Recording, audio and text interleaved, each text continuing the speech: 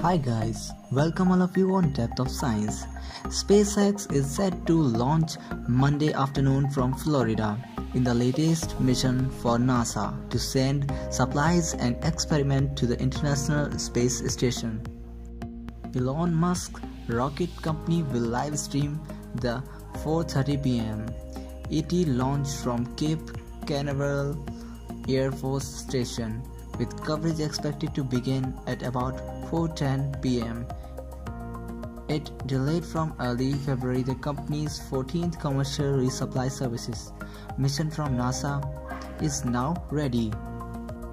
The mission will launch using two major parts that have been to the space station before: the first stage booster and the capsule, the largest part of the Falcon 9 rocket. The booster launched the company's CRS-14 mission last August. Before returning to Earth and landing, the SpaceX Dragon capsule has been repurposed after it was launched on the company's CRS-8 mission in April 2016.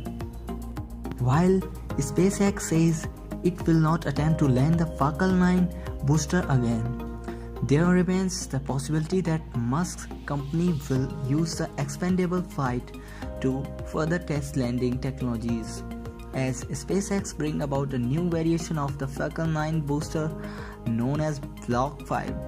Older models are being discarded through expendable missions.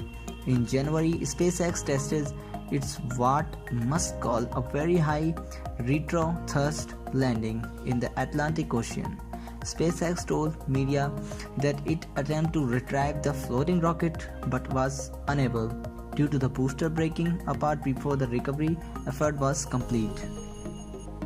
SpaceX is fresh off Friday Iridium 5 mission launched from the central coast of California. Once completed, CRS-14 will be SpaceX's 7th successful mission this year. The Dragon spacecraft for CRS-14 is stocked with nearly 3 tons of supplies and experiments for the space station's crew. The capsule will arrive at the ISS on Wednesday, connecting to the station using a robotic arm. About a month later, Dragon will bring back almost 2 tons of equipment and completed experiments, landing in the Pacific Ocean. SpaceX is one of the 2 US companies delivering supplies to the ISS under a NASA contract.